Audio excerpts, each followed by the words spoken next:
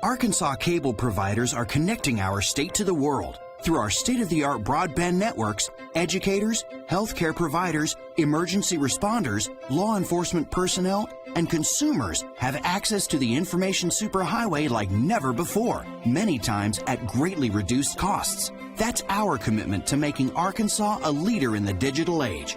Arkansas cable providers are indeed connecting our state to the world, and we're just getting started. Another major political development this past week centered around the late filings of attorney licenses for a number of judicial candidates and sitting judges in Arkansas. Does it disqualify them to serve? I'm now joined by Matt Campbell. He's the leader of the BlueHogReport.com, a blog which has broken news on this subject matter over the last couple of weeks. You're also involved in a lawsuit in the matter as well. Welcome to the program, Matt. Thanks, Robbie. Let's talk about this. Does the law require a continuous application of this licensure for the 6 years for these circuit judges, or does it just have to happen kind of cumulatively in all this? Well, under Amendment 80, whether you're talking about a circuit judge or somebody running for one of the appellate courts, the language of the amendment is specifically that it has to be 6 years or 8 years immediately preceding the date that they would take office. Whether an administrative suspension qualifies as not being licensed is sort of the $64,000 question at this point, but it has to be immediate either way. And there's been a court ruling on this matter already. What kind of the basics of it? The candidate was running against Judge Tim Fox here in Pulaski County, and her license had been administratively suspended for failure to get continuing legal education credits and also non-payment of fees. She was challenged, and the judge said, a suspension is a suspension. It doesn't matter if it's administrative or disciplinary, and she was disqualified from the ballot. So do you think this is how it's going to play out? Is that the precedent that's set now as we look at some of these other judicial candidate filings? Well, because the Secretary of State's office has to be named as a defendant in all these suits, all the suits are going to have to be brought in Pulaski County. So you've got sort of that, it's not technically binding, but they defer to it quite a bit when it's already been ruled on in one circuit.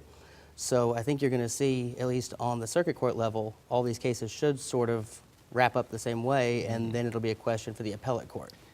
And you're a lawyer. Is there any kind of wiggle room in all this? You've analyzed it, you've researched it, you've looked at the interpretation, and so do you see any way that there is a justifiable way to argue that just these couple of days lapses in some of these license filings could actually be overlooked?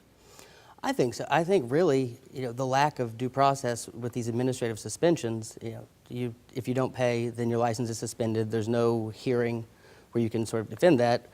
I think that's probably the strongest argument, that an administrative suspension isn't really a suspension. You still have a license. You're technically just not able to practice in that window. And then as soon as you pay, everything's reinstated as if there was never a hiccup. Kind of like paying a ticket for your tags not being, or for your tags being expired, you pay the fine and your tags are caught up after that. So exactly. So, or even with the driver's license suspension, you can still have a license but be suspended and not be able to drive with it. So the question is having a license but not being able to practice a distinct question? Yeah. All right. Well, we'll see how that plays out. One last question for you. Give me a couple of scenarios of how you think this might play out. Could we see this application of what we have seen in a couple of cases so far? Could we see this? Are we looking at all 75 counties, judges in all 75 counties going under this type of scrutiny?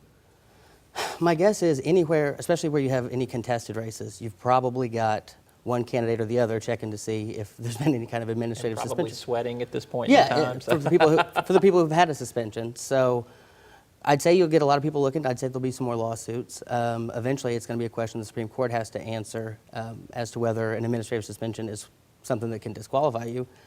If they agree that a suspension is a suspension, then you're probably looking at multiple seats that the next governor is going to have to appoint judges for, because there's not going to be a viable candidate. Could be something for the next governor to do right out of the chute right there. He's Matt Campbell with BlueHogReport.com. That's where you can read his analysis. Thank you so much for being with us.